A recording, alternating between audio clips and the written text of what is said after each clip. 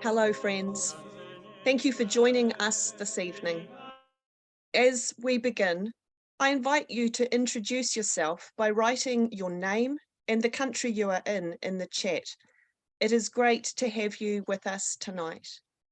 Welcome to this webinar on empowering parents of traumatized children, hosted by the European Freedom Network, EFN. My name is Sarah Scott Webb. I lead EFN's trauma response team, and I will be your host this evening. For those who don't know EFN, we are a network of over 260 Christian anti-trafficking organisations working in Europe to combat human trafficking and commercial exploitation. And from the very beginning of the Ukraine war, we have been working to mitigate human trafficking and trauma impacts. People who experienced significant trauma are amongst the most highly trafficked people groups, as are refugees and forcibly displaced people. So providing good trauma care not only helps people heal, but prevents and protects them from being trafficked and exploited. Tonight, we will be offering practical tools for equipping parents to help their children heal from trauma. And while our primary focus in preparing for this webinar has been Ukrainian families, the information shared tonight can be applied to any refugee situation or any family who has experienced significant trauma. These tips and tools also can be used by anyone in contact with children who have experienced trauma, teachers, church and ministry leaders, extended family members, host families. So we are going to start by introducing our speakers, and then we will begin. The webinar is going to be conversational in style, and we will have time at the end for questions and answers. Please feel free just to put any questions in the chat as we go. The webinar is being recorded and it will also be available to share on our website afterwards. We are so blessed to have with us tonight a team of trauma experts who are specialists in this area of children and families. Marion, Nancy and Nicole, a special welcome to you. Could you please briefly introduce yourselves? Marion. Hi, Sarah. Thank you. Yes, my name is Marion. I live in London, UK. For many years, I was involved in leading European member care and global member care with a particular interest in missionary kids, which then became third culture kids, now cross-cultural kids. My first book was called Families on the Move. And from there, segued into refugee ministry, producing a course on how to deal with traumatized refugees. And we've been working for the last 18 months with 400 Afghans in our town, over half of whom are children who are traumatized. Nancy. Hello, how are you all today? It's great to be with you. My name is Nancy Bull. I am with SIM. I lead our trauma healing ministry, and we have been working with children across our globe and also in trauma healing. And we're just happy to be here and to be able to help speak into how children are helped through trauma, and so thankful to be a part today. Thank you. Thanks, Nancy. And Nicole.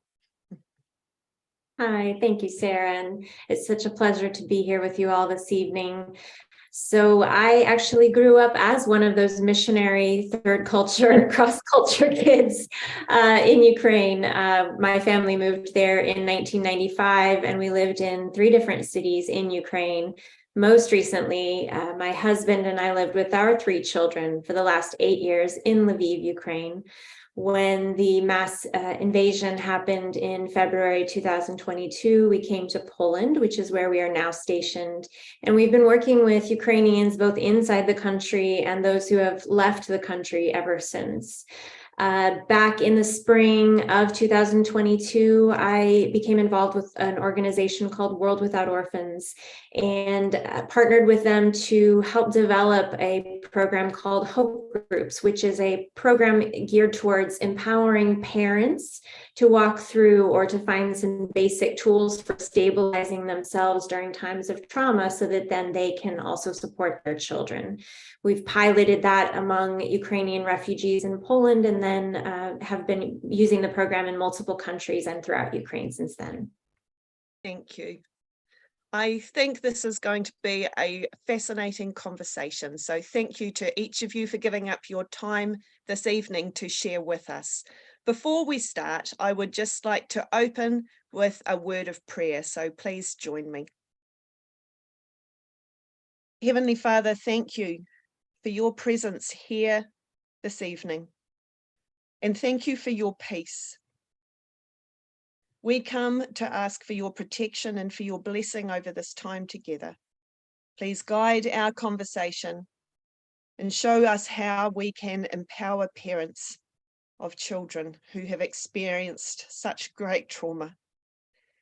We pray too that they may know your deep love and compassion. We pray in Jesus' mighty name. Amen. So before we start, Nicole, I'm going to ask you the first question. As someone with history and experience and time living in Ukraine, could you give us a little bit of context here regarding the importance of language and the words that we use when we're talking about trauma? Sure, thank you. One of the things that we found was important from the very beginning was to involve and partner with Ukrainians to make sure that the materials that we are presenting are relevant from the language perspective, but also from the cultural and even the religious perspective. And so we really partnered with our pilot group of Ukrainians initially so that we could develop the most Ukrainian program possible. And one example of that would be the word support. Early on, we called the Hope Groups a type of support group, and we quickly found that that word did not sit well with many of our potential participants. And in talking with them more and looking back at my own experience in Ukraine and the history of Ukraine, we see that Ukraine has a history of many wars, many crises type situations. And because of that, the people of Ukraine are incredibly strong, resilient people. And so when we come wanting to provide some sort of trauma care, we want to come at it from a perspective of strength, not so much as I'm here to help or support you, but you are so strong and you are, and they are. And this is another way, this is just another tool to help you to become stronger for yourself and for your parent or for your children, excuse me. So that's just one practical example of the importance of language. And I think just really highlights the importance of understanding the cultural aspects of working alongside, anyone really, doesn't it? But to just not come in thinking we're having the right language or the right approach, but to be a listener and a learner as much as anything. Yeah. Absolutely. I think it's very important that we be culturally relevant and not be seen as an outsider trying to bring in our expert materials or expertise, but that we are partners working together and that we have as much to learn as anyone else does. Another very practical example, the word trauma itself, oftentimes for lay people in Ukraine, that word itself, trauma, refers more to a physical trauma. That's what they typically would think of. the war has caused somewhat of a shift in the idea of trauma, so that people do think more now about psychological trauma. But that was another area where we had to consider, even in developing materials, to make sure that when we discuss trauma, it's very clear what we are talking about. Thank you. So I think too, trauma, oh, sorry, go Marion. Well, I was just going to say, I want to echo what Nicole said, because we work a lot with people from Muslim background. And again, you have to take into account the shame honor culture when you're thinking about how do we help or how do we involve people in this. Just a remark, that's all. Thank you. Thank you very much. I was just going to say, how about we just hit pause? Nancy, can you just give us a definition of trauma? We're going to be talking a lot about trauma tonight, especially the impacts on children. So what are we actually talking about? Well, I think it's a great discussion already. And I agree with Nicole that culturally, a lot of times it varies from one thing to another. But when we think about the definition of trauma is that deep wound. It's an emotional, it's a psychological, it's a physical response to experiences of threat or violence and life-challenging events. Trauma experiences overwhelm us and our capacity to cope. Even after the event, or even during the event, shock and denial are just so typical. And longer-term reactions include unpredictable emotions and flashbacks, that strained relationship, and even physical symptoms like headaches or nausea. And while these feelings are normal, some people have difficulty moving on with their lives.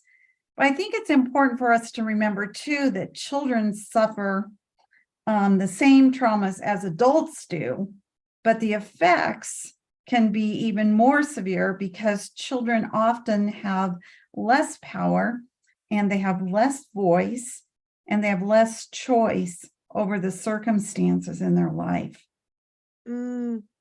Thank you. So when we're talking about trauma and the impacts that it has on children, what does that look like? Marion, do you want to start us off with this?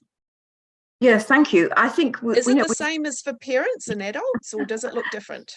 Well, no, I think when obviously the responses are age related. So we have to, if we're going to talk about tools, which we are tonight, tools begin with understanding. And so if you're talking about preschool children, we will see behavioral changes, regression, bladder function, shorter attention span, general fear and anxiety, and maybe losing their appetite as well. So you've got the tinies. Then at elementary school, again, we may have regressive behavior, children becoming very clingy to their parents. Again, Nancy's mentions headaches, vision problems, an inability to concentrate, and therefore to follow what a storyline is, and fear that this could happen again because they understand a certain amount of it. But then you get to high school and you've got where people are coping with all the other things of entering adolescence. But you may have teens withdrawing socially, finding it really difficult to make relationships, not able to carry out responsibilities, anger, hostility, belligerence. We're going to talk about schools later on, I think, but very often children are labeled as the naughty children in school, when in fact all they're doing is acting out their trauma. And this is the norm for them. They are not normal. And I think it's important we fix that one. Yeah. So how do we help families adapt to this sort of normal or new normal of a life that has had a great trauma in it? Like, how do we do that?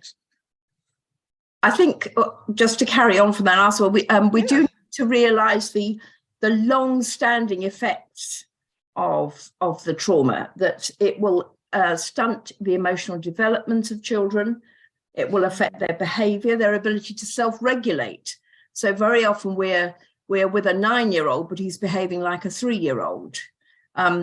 Their ability to have social relationships, their own sense of self. So all of those things are what we're turning into help. And I'm sure some of the things that Nicole does in her sessions are addressing some of these things. Would I be right, Nicole? Yes, absolutely. And I wanted to come back to something that you said, Marion, that I just love. You talked about the importance of understanding. And you also talked about how children, or I think it was you, or perhaps it was Nancy, talking about children not always having a voice and not being understood. And I think, I had my own experience with this as a parent with my children going through the evacuation from Ukraine and watching them. I think it's very important for parents, first of all, to recognize what you just said, that this is normal. For me as a parent, it was very reassuring. I spoke with a child counselor early on about my children, and his encouragement to me was, this is normal for what they have gone through.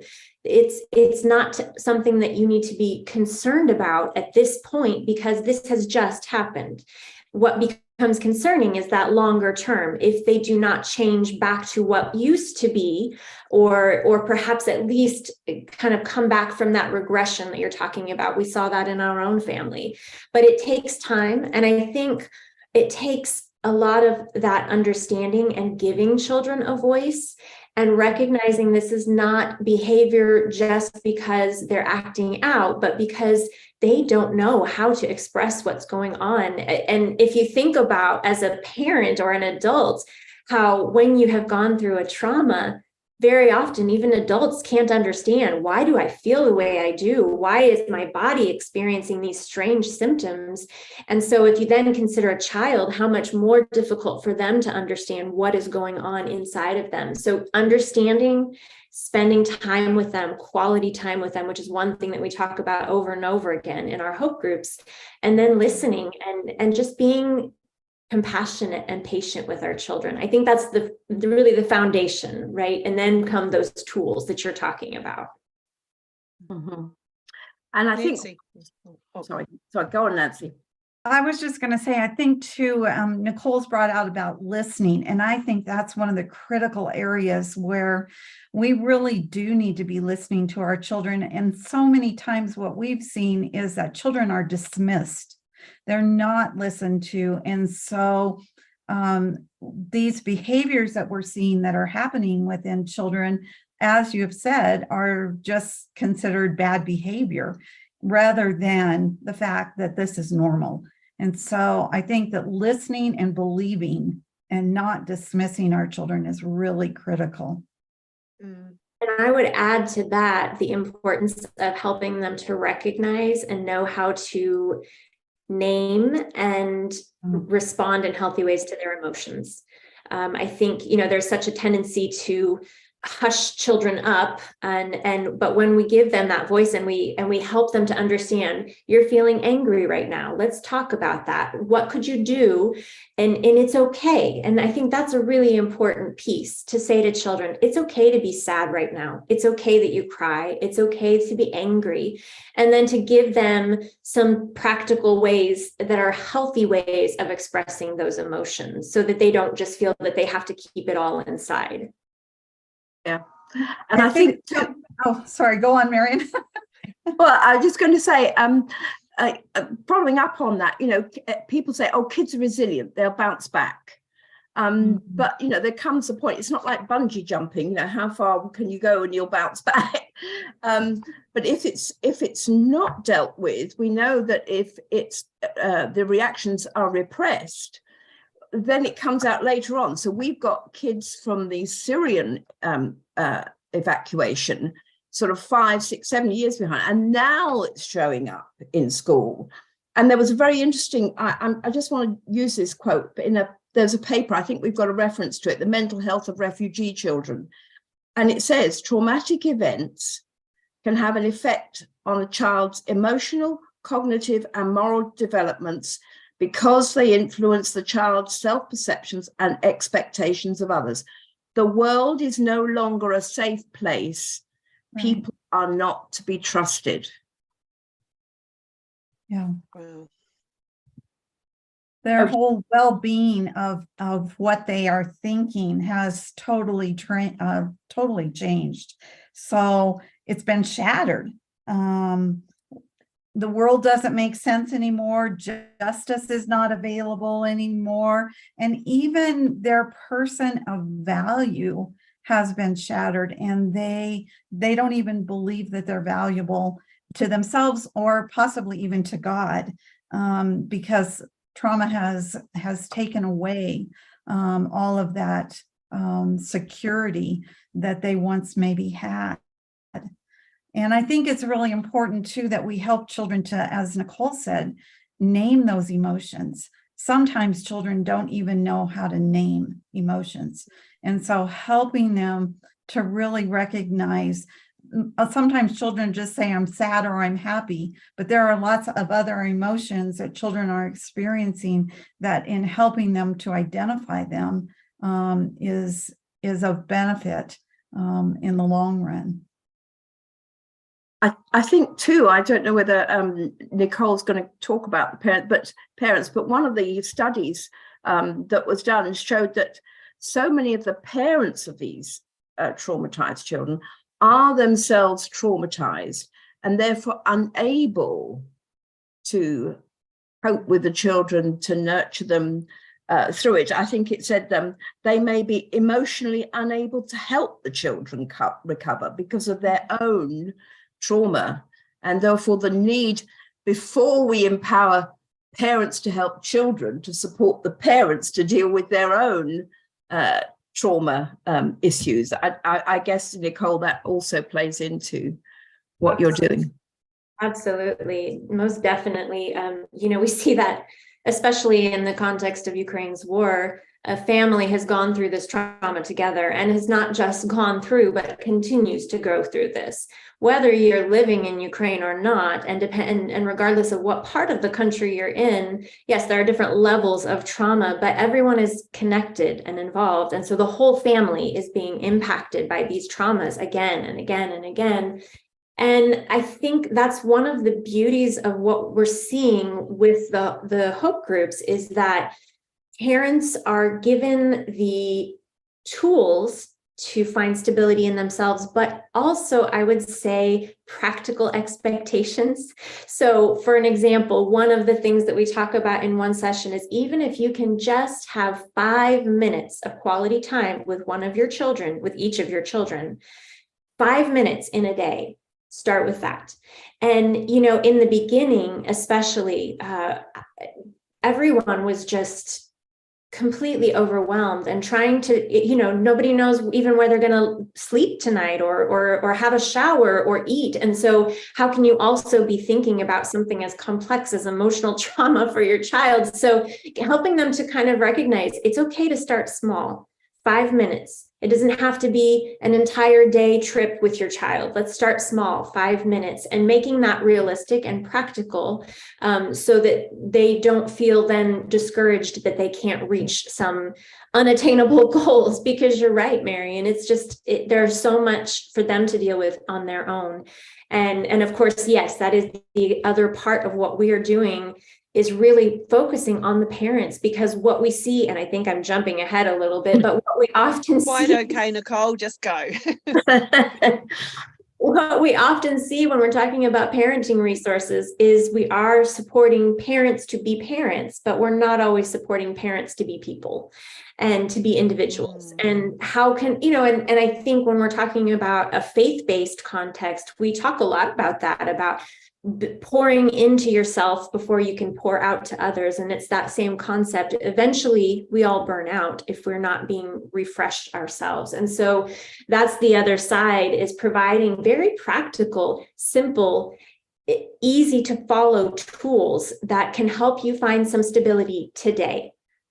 Can you give us some examples of those, Nicole? Because I know as a parent, it can be hard to think, how do I look after myself, particularly when I've got children in need? Sure. What can we do? So one of the things that we talk about over and over, and it will be no secret or surprise to any of you, is the importance of breathing and intentional breathing practices. And there are a variety of types of breathing, but generally we're talking about diaphragmatic breathing, and which is from the belly, and deep breaths, intentional slowing down. So even counting, there is something for when you are anxious or stressed. Actually counting itself can be a relaxer. And so if you count, I'm going to breathe into the count of 5, and then I'm going to hold it for 2 seconds, and then I'm going to breathe out to the count of 5. And you do that. And that is a practical thing for parents, because you can do that in 2 minutes anywhere you are. And, again, I come back to, I'm also a mom. And so if I have to go lock myself in the bathroom for 2 minutes, but the beauty of breathing is it's also so beneficial to our children. One of the common ways to teach children to breathe, you can, tell them, imagine you're blowing up a balloon and then letting the air out, or imagine that you have a bowl of soup. This is what we do with my children. You're going to smell the soup and so that you can smell how good it smells, and then you're going to blow on it so that it cools down. And it teaches them, that practice of intentionally slowing down their breath. And it's very practical. There are other tools, many other tools that we provide, but that's one of my favorites. So when we do this intentional breathing, what is that actually doing within our physical bodies, Nicole? Can you just explain that connection a wee bit for us? Sure. So I'm not a doctor, but obviously it has to do with the oxygenation in the body itself. But a lot of it has to do with just that intentionally slowing down. And it helps to focus our mind and helps to really ground us. And so, you can sense in terms of what you're feeling and experiencing, it generally will bring about that sense of calm, just throughout your whole body. And one of the other ways of doing that is through progressive muscle relaxation, which is when we intentionally tense up specific parts of our muscle groups in our body. And we typically teach that, start with your toes and move your way all the way up. You tense up for a few seconds and then you relax it. And it allows you to feel in your body, this is what I feel like when I'm tense. This is what I feel like when I am relaxed. And so breathing can have that same, showing us, teaching us, what does our body feel like? What does our mind experience when we are slowing down and breathing? That's not so much a medical explanation, but more of the behavioral, practical, how we see it. Thank you. That is great. Marion, have you got some tips as well? Like, how can we be helping parents to prioritize themselves or to look after themselves as well? I mean, I think that, I wanted to make 1 or 2 comments about parents, because we do know that the health of parents very much affects, obviously, the children and how they respond. So when we're talking with our parents, we need to find out, well, where are they at? Have they had previous PTSD? Is somebody maybe had a baby recently and so might have, postpartum depression,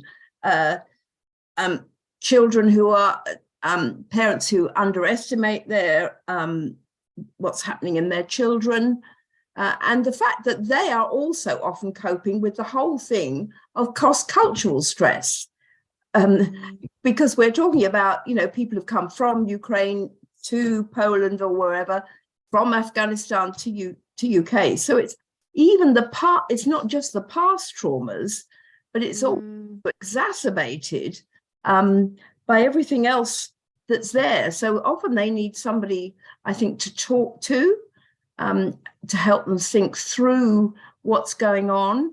And I had a sheet through recently linking to how do we create a sense of safety in our kids by what we can prepare them for. And that this came from parents going back to Ukraine and having to prepare the children for that, because that's another whole kind of can of worms that we've opened with this.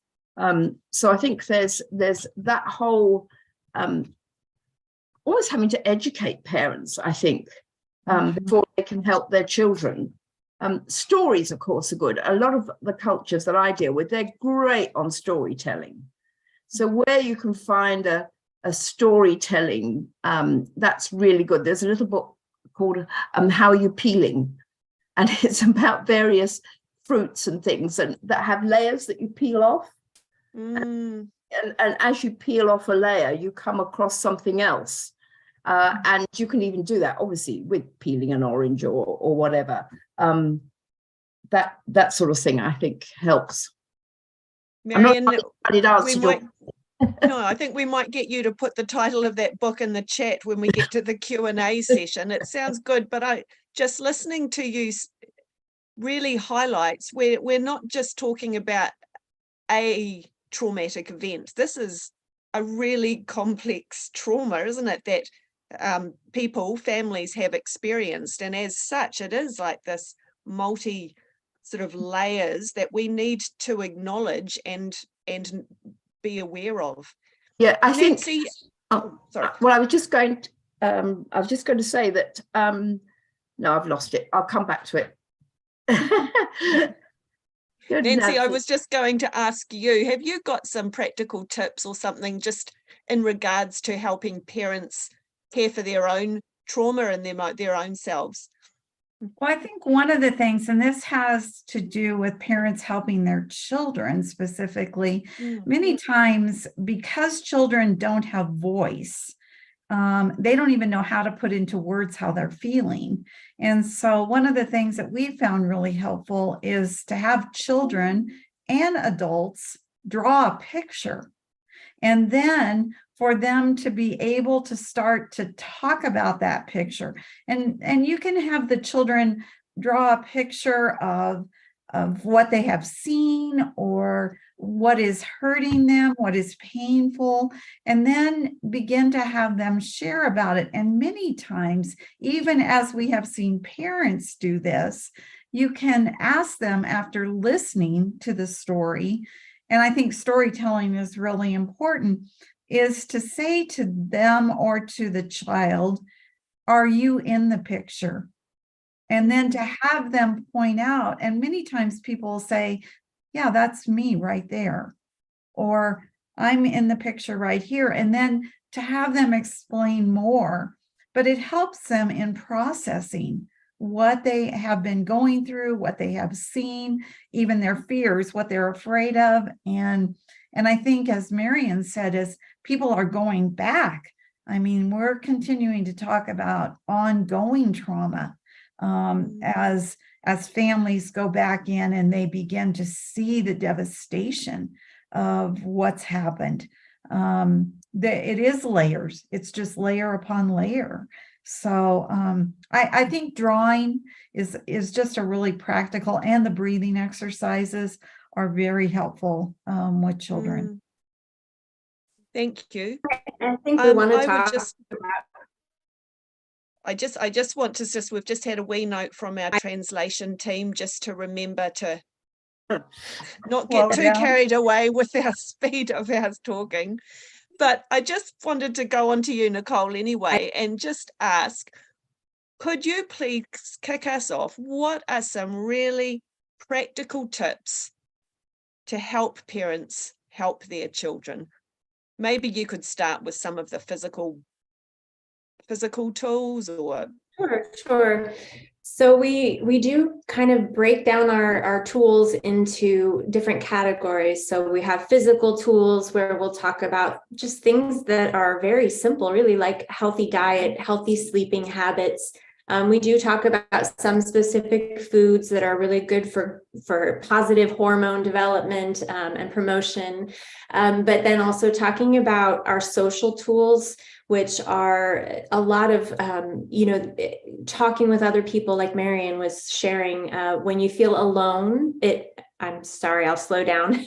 When we feel alone, it makes it that much harder to deal with all of these things. And just a side note, I want to just kind of throw in there, oftentimes when we are thinking about this situation, we forget that people Ukrainians, on top of all the war-related trauma, they have all the stresses of normal life too. So I was speaking with a woman who works with me, and she's located in Ukraine, and I'm asking her, how are you doing? How do the sirens affect you? Are you feeling okay? And she said, the sirens don't bother me. It's my family relationships, so it's you forget sometimes that they have all that to deal with as well. And so sometimes it's supporting them in that. So I may be talking with someone, and rather than talking about breathing through an air raid siren, you might be talking about, well, let's talk about healthy boundaries in your relationships. So it is that relational piece of really getting to know people and having that relationship and supporting that relationship. And then in terms of more specifically helping our children, I love the idea of play and drawing and, to help, and storytelling, obviously, yes, wonderful for children. We have, because we've been talking tonight about emotions and helping children to recognize their emotions, we have a drawing activity that we encourage parents to do, where they draw a little, body, and then they have maybe some sticks with faces on them, and the child draws different emotions on, a different emotion on each face, and the child can choose which face matches their emotion. And it helps, it's a way for the child to express and also connect with the parent or caregiver by helping them to express those emotions and how they're doing. So those are a few of our tips. I hear you pick up on the the importance of relationships and connecting back in. And I know, one of the things that does happen when we experience trauma is that we shut down and we tend to disconnect, and we disconnect, emotionally, we disconnect, we put distance in relationships. So this is a huge part of the healing, is actually helping create that reconnection, isn't it? Of creating that space of connecting back with relationships. Marion. Sorry, were you going to ask about the relationships? I mean, I think a couple of things, really. Obviously, we're thinking about Ukrainians going back home and helping people with right expectations, women who are going back to men who've been traumatized, that they're not the same people. So there's a whole restoration thing in there, and for the children as well. I mean, with the children, we use emojis, a page of different expressions, and you circle the ones that you think are you and get them to do a first aid kit. What helps you when you're sad? What would you put in your first aid kit? And sometimes it's a picture, it's a piece of music. But, again, trying to help think, well, what can I carry with me? What's in my kit that I can carry with me? But I think the whole relationships thing are just a huge issue on how you maintain relationships, restore relationships. All of that is a big thing. Nancy, I think you wanted to. No, I was enjoying what you were having to say, Marion. Yeah. I think that's so true, is just being connected to someone that can listen. And I don't know, I think listening is so important, even with our parents. They need somebody that they can talk to and share with what is happening with the children, what is happening in their lives, as far as what's going on, even in their world. So I think that's so true. And I think the other people we have to involve are the schools. Yes. I don't know what it's like for you guys, but trying to get into schools in the UK that have got large percentages, it's really hard. But if you haven't got a school, if the school doesn't understand, there was a whole piece done on this, and how uniquely placed the school is to enhance resilient behavior and a social adaptation if the school understands the nature of the trauma. We go back to the understanding. But school is a wonderful place to learn and develop peer relationships and a link between parents and community. The school can kind of be the anchor and can protect children who are at risk. But without the staff having trauma training and understanding what's going on, and having some child-friendly materials, the schools can't actually perform that role. Sorry, translators, too fast. Marion, I totally agree with you. One of the things that we have done is to be able to go into schools and in their teacher trainings, be able to have sessions on children that have experienced bad things or children that have experienced trauma. And so many times I've heard teachers say, I just thought that child had bad behavior. And instead, really, what that child has been through has been trauma. And so really informing and educating teachers and parents is a start to recognizing that our kids do experience trauma. And we've seen a great impact on being able to do teacher training. I think another avenue to reach schools would also be through school counselors and psychologists, because they obviously have that buy-in already to the topic. But I like how, Nancy, you're kind of coming full circle back around. We're talking now about understanding and listening to teachers and parents too, because they don't necessarily realize what's going on, and they have their own set of struggles, understandably. So it's kind of, and the relationship, it's all kind of interwoven.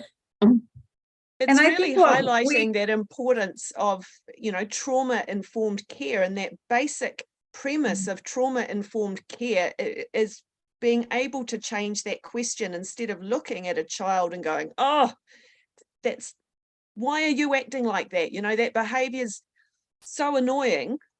And looking at them as a naughty child is to be able to look at them and go, what's happened to you to cause you to act in that way?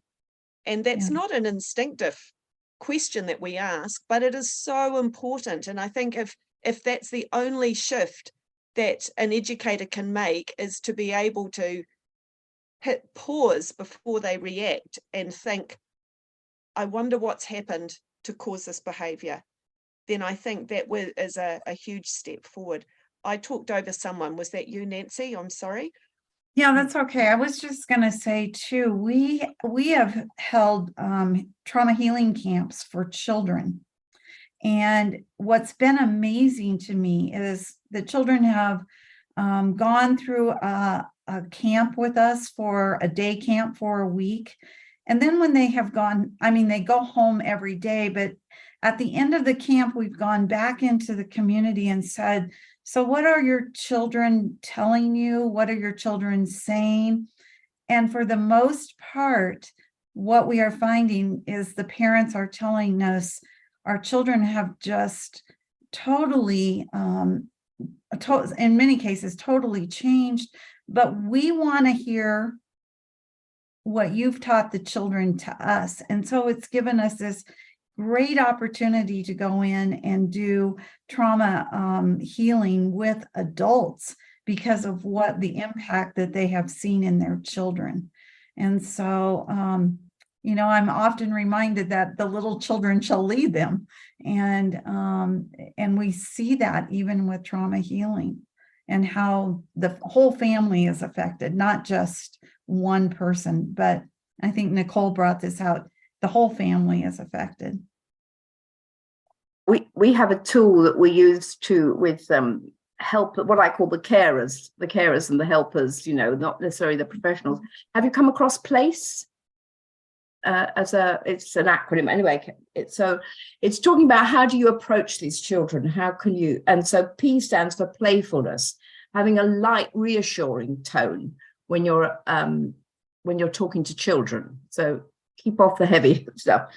The L is love, unconditional love, to just whatever behavior is being displayed to you, unconditional love. The A is the acceptance of the feelings beneath that behavior. You have a right to feel angry, sad, whatever, bitter, all that sort of thing. The C is curiosity, raising some with them. I wonder what would happen if. I wonder how you might feel if, and letting them finish the sentence. And then the E is empathy, just being emotionally available to the child that's in need. And I think that's quite a nice little cameo to help people understand how they can. Can you just go through those letters again, Marion? Yes. Place. So P is playfulness, the light, reassuring tone. Love, unconditional love. Acceptance, accept the feelings beneath the behavior. Curiosity, I wonder if. And empathy, being emotionally available to the child. And then working out, again, it's all these, I think we miss out often in the West on rituals for dealing with things. We don't do it. Well, a lot of cultures do. They will go through rituals. So with teens, I don't know if I've shared this on another webinar, but dealing with bitterness and grief, grief leads to bitterness. And it has to be dealt with. So with our teens in various contexts, I've done this, you have a big bowl of water and an antacid tablet each. And grief is like, you can talk about when you've got antacid and it eats away at your stomach, and you take an antacid tablet to dispel the acid. And so we're saying, well, this antacid tablet signifies the bitterness, the badness about the grief you've got. But at some point, you have to let go of the bitterness. When you're ready, not necessarily now, you can put the tablet in the bowl of water and you can see it fizzes. I mean, there is a physical thing that you can see. And I think the more we can explore that sort of ritual, both with adults actually and children, it helps. Thank you. Nancy, I know when we were talking about this a couple of weeks ago, you shared a story from your time in Liberia. Would you be able to share that with us?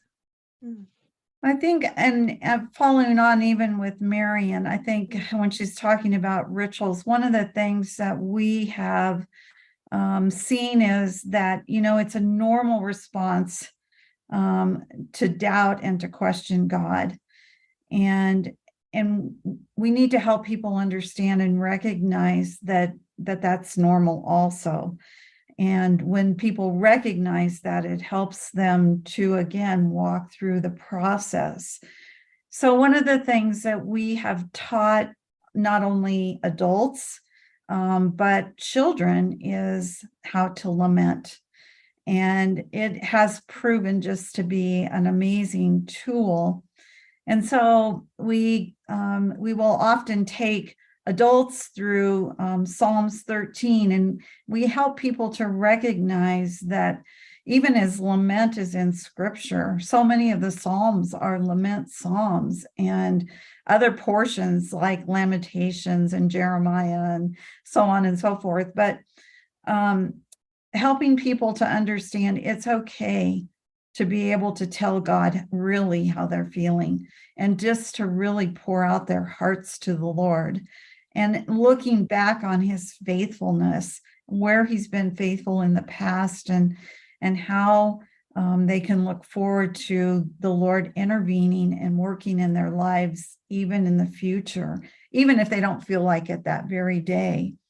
But with children, we give them the freedom to say, it's not fair, God, and to allow them to express their feelings in just really sharing that it's not fair that my father is at the front line or my mother is at the front line.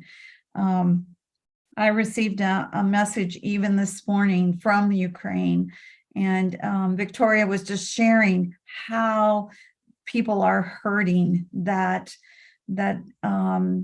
so many of the children have been left with nannies, and both of their parents are on the front line, and just how it's okay for the kids to say, it's not fair, God, and to allow them to express those feelings to the Lord. So we've found that has been very helpful, and just in helping the church to support where they are able to do that.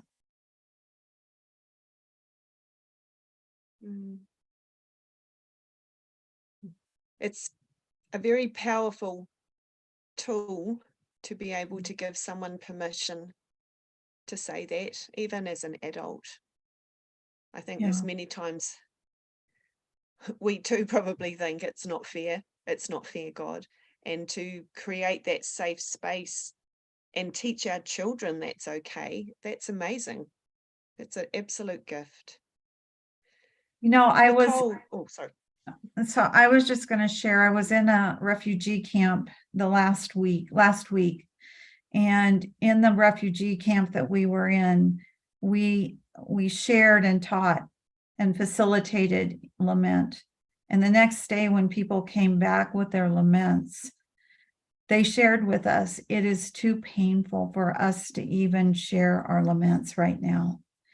And I found that, really, just really a great tool, as you said, as people have been able to just really pour out their hearts to the Lord. But at the same time, it can be very painful, especially with the ongoing trauma that they are going through. And as we all know, trauma doesn't just heal overnight. It takes a long time. And for people who have been living with moral injury in a trauma and PTSD, of course, we know it's a greater length of time that people take in healing.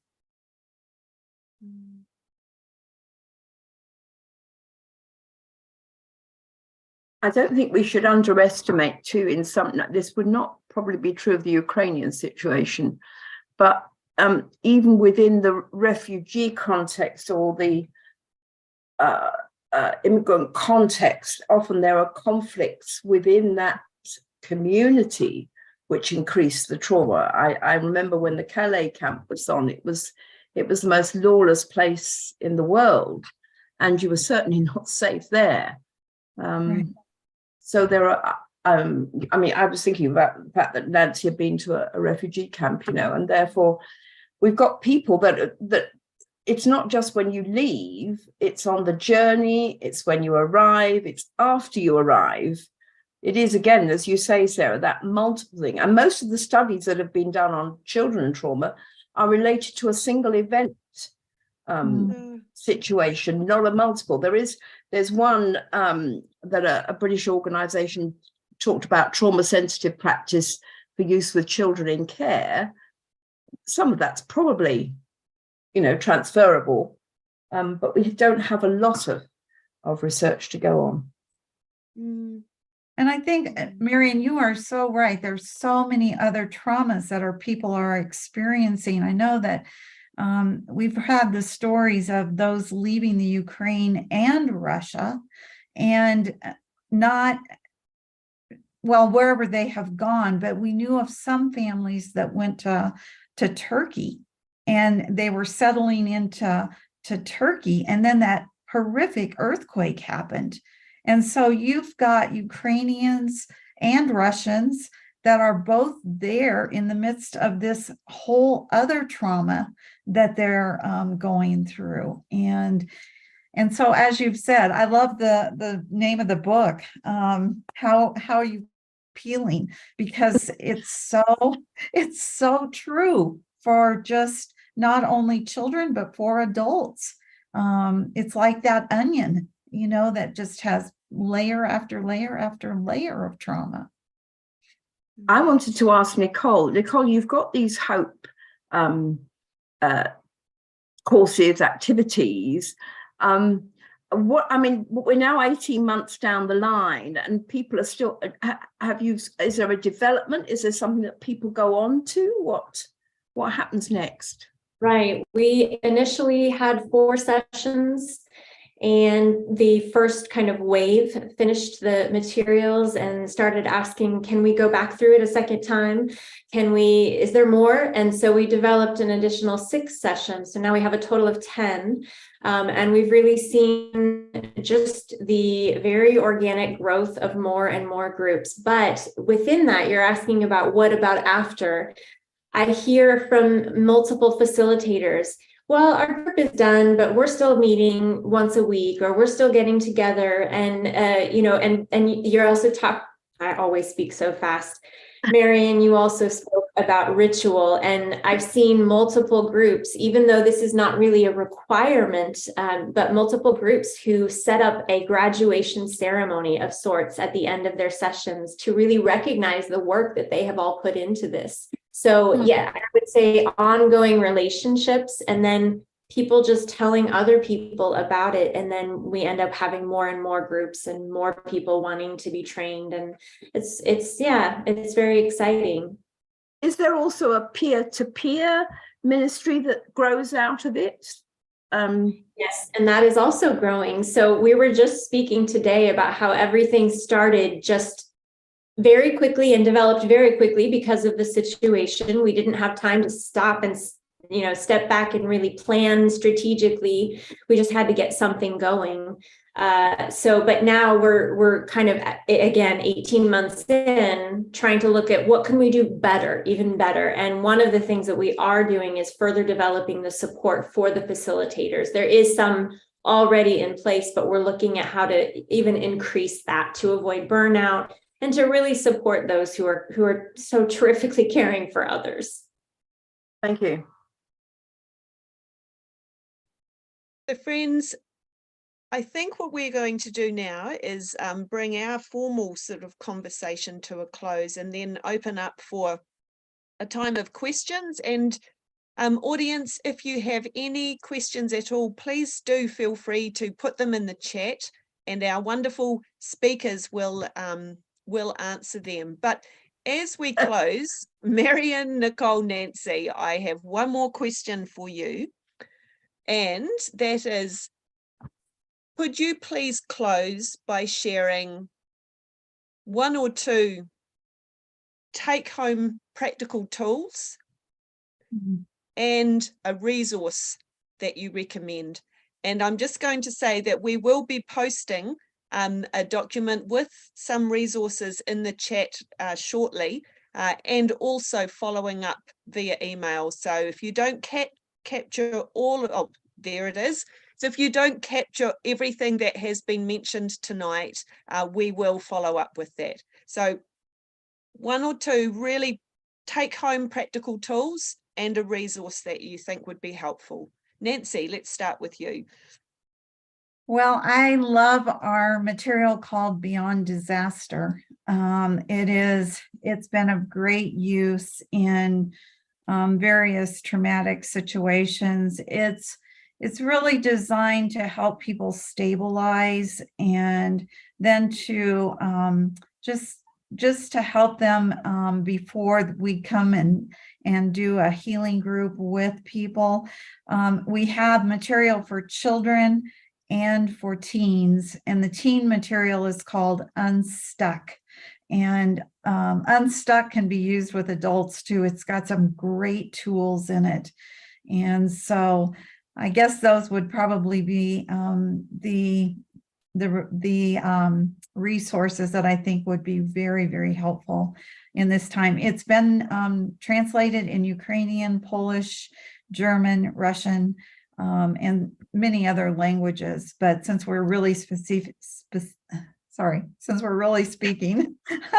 to our Ukrainian friends, I wanted to let you know that it has been translated in those languages. What's their website address, Nancy? Is it just beyonddisaster.org? Yeah, let me just put it in the box. In the chat. Yeah. Okay. All right. And what can you just, before you do that, can you just give us your 1 or 2 take home practical tips that we can share? Well, I think for one thing, I love the fact that Marion brought out place. and just love and acceptance with the children and with families. But I just think one of our main things that we need to do is to listen to people and to allow them to share their heart and their story, and without judgment, and just to be able to be there when people are hurting so deeply. Thank you. Nicole, what are your take-home tips and a resource that you think is great? Sure. So we didn't talk a lot tonight. I think we ran out of time to talk about grief. But I think grief is a really important, Marian touched on it, but grief is a really important part of the process of healing through trauma. And so helping our children and ourselves to process our grief in healthy ways, recognizing and honoring the people or the things that we have lost, and recognizing that in the context of war and refugee situations, the losses are often hidden and they're not visible, and maybe even difficult for the individual to identify. But we're talking about loss of not just your home or your family, but we're talking about loss of community, loss of identity. I used to be a doctor and now I can't get a job where I'm, living in this new place. Loss of cultural, the ability to adapt to one's own or be in one's own culture, loss of language, so many of those hidden losses, which are very important for us to recognize and honor. And then I think the most beautiful part of grieving is finding sense, making sense, and in your grief. And for me, what was really powerful when I started learning more about grieving was realizing that making sense does not mean I have to get or will get an answer as to why something happened. And there is this torment of why, and, so many of us are asking this again and again and again, why? And there is not always an answer. And there is a level of peace in coming to the place where you say, but I can grieve what I have lost, and I can make sense in the new reality in which I find myself, the new relationships, or the same relationships that have now changed. So I think recognizing and walking through that grieving process with patience. And then in terms of resources, the Hope groups, I think was the email address included, Sarah, in that document that you're sharing? I think so. We'll check afterwards. Yeah. Okay. We are with World Without Orphans. We are currently winding down a research study that we're doing in participation with Oxford University, and we're transitioning from a research to a program perspective. So we're looking at how to really expand those groups for Ukrainians, both in and outside of Ukraine. But also, I'm going to share this tip in the chat there. The Hope groups actually were developed based on a series of very shorter parenting tips, which I think are fantastic resources in a crisis situation. Specifically people who are on the move. They're very short, they're very simple. The website that I have there, the tips are in English and in Ukrainian. They are evidence-based and used all over the world. They're parenting tips. Thank you so much. And thank you for bringing up that connection about trauma and grief and the importance of allowing the grieving and acknowledging that grief. Thank you for bringing that up. Marian, your take homes, please. Yeah, I was thinking, I will try and put some things in the chat, because I think there's three things that we need to prioritize, which is not tools, but the importance of helping parents through their own issues, being present with them. And sometimes they will need some help with parenting skills. Parenting may be done differently, and they've never parented a child through that. So I think that's really important. Providing help for the children whilst you're doing that. So having creative resources and activities for children, and getting children into good habits, because very often bad habits develop, even kind of in eating issues. And then the whole trauma awareness training for schools, caregivers, churches, you know, we've got lots of churches involved and often not understanding, having a clue really about what's going on. So I think some of the materials that are around about, Nicole referred to third culture kids or cross-cultural kids. There's a lot of stuff about that that I think applies to these children because they are living cross-culturally, albeit with trauma as well. So we can put some things on that. I'm going to add, I've got a children's workbook, which is more general, that I'm very happy for people to use. I'll kind of make that an attachment. And there's a whole, I might be worth having a whole list of the resources that are out there about TCKs, because a lot of them have actually very practical tips to help. And the thought of pilgrimage too. Can I add that I think pilgrimage is another very, very powerful image, particularly if you're dealing with believers. You know, we're all supposed to be on a journey, not be stuck, rooted where we are. And I think exploring that thought of the people on the move, and with Hebrews, you know, a city that cannot be seen. And that's what Nicole goes on about. You know, we may not understand it this side of eternity, but there's a journey in place. Thank you, friends. Thank you so much. I'm just having a wee look here in the chat. Anna, I know you put a comment in here about asking, is the Hope Group methodology available for use or access? So hopefully you can see the email that's in the chat now to be able to connect with Nicole and have that discussion. Any problems, email me and I can connect you as well. We have a question from Jennifer saying, I know that parents have the most contact and investment in their children, but are there ages or situations that make an outside support person more important?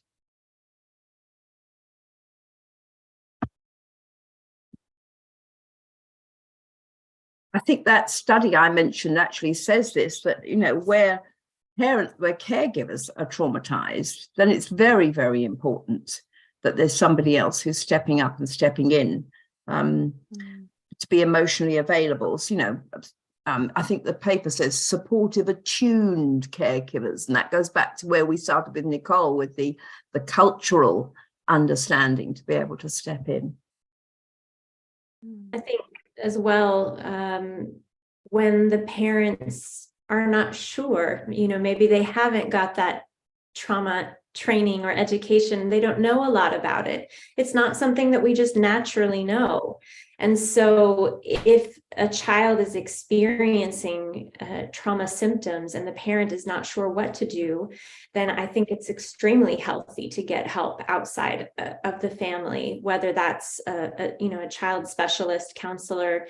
I think the situation, it depends on the situation, who you want to go to, but I absolutely believe in the importance of parents getting education for themselves on this topic. Nancy, have you anything you'd like to add as well? No, I agree. And especially sometimes with teenagers, it's really important.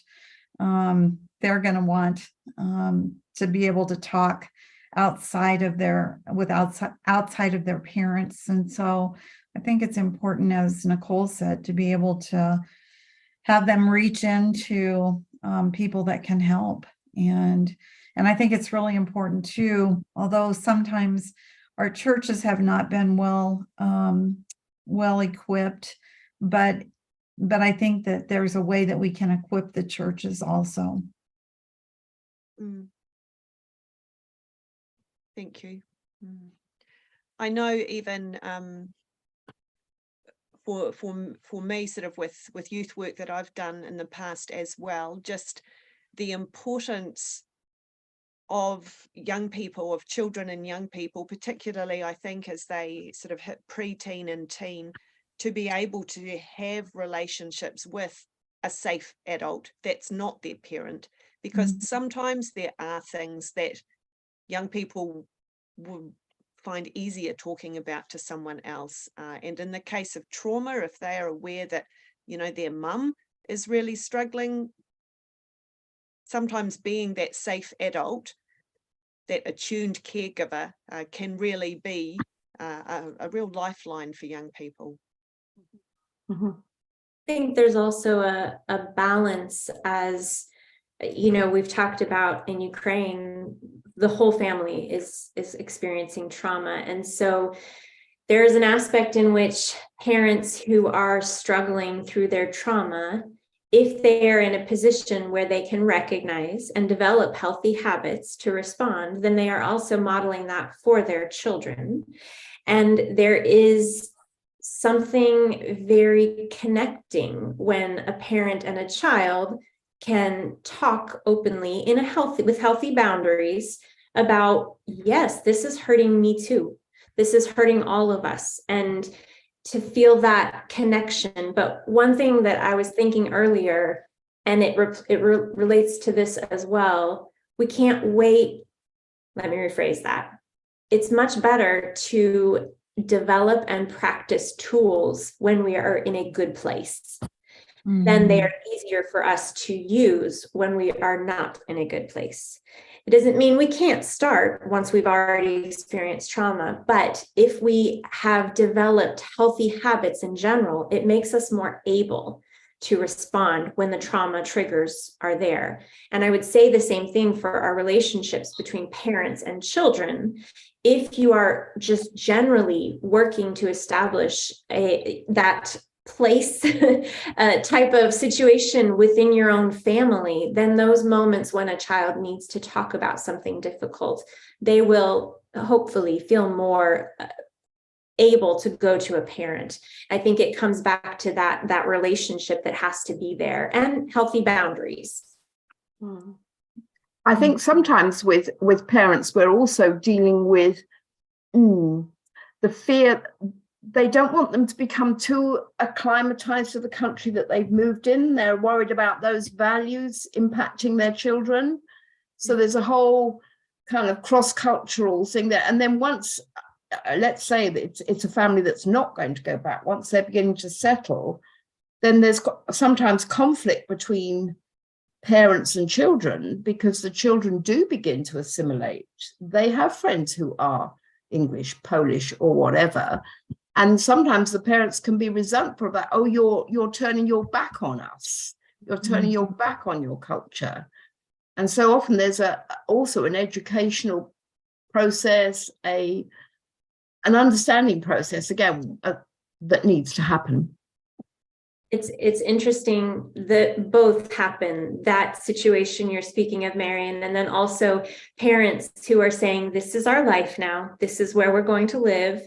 We are going to be established. And children, especially teenagers, I want to go home. I want to go home. I want to go home. And I think, you know, it makes sense that would be in that age bracket, but that's also a conflict. And so you have that conflict as well.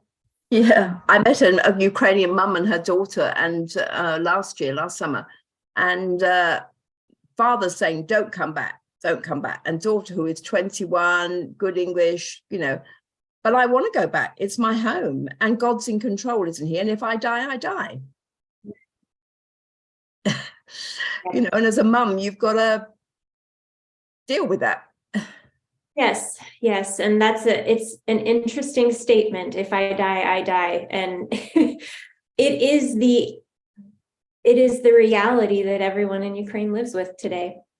I have family still there, and it is the reality. And that is what people say is, I have to be okay with recognizing there are no guarantees, and I'm not going to let it steal my life.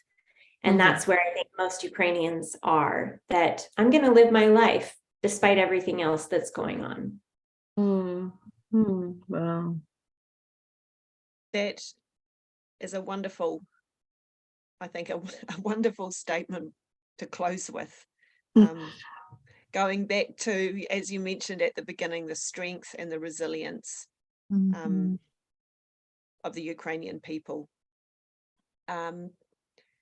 We've had no further questions come through, so I think we'll just draw to a close. But also, audience, if you do have any questions, either tonight or going on in the future, I know that our speakers are available, and if you needed to email EFN, we can easily forward them on for help. And also just to mention that we are in the process of updating and putting on our European Freedom Network website a trauma matrix, a list of some trauma resources, particularly for use in Ukraine or with Ukrainians that have been worked on over the last few months to sort of fine-tune some resources that we know are working well, and we will have that available in the very near future on our website as well. So thank you so much for joining us this evening, and a special thanks to our speakers, Nicole, Marion and Nancy. I could listen to you three for hours and learn so much, and we are so appreciative of sharing your expertise and your experience with us today. Thank you to our translators and our tech team. And I would just like to close us in a word of prayer. Heavenly Father, we thank you so much for this time together. We pray that you will just help us to remember the information that we need for the situations we are dealing with and facing. I pray, Lord, for those that we are seeking to come alongside as they grieve, as they work through such challenges and such complex trauma. May you give us great wisdom. May you give us great empathy, great compassion.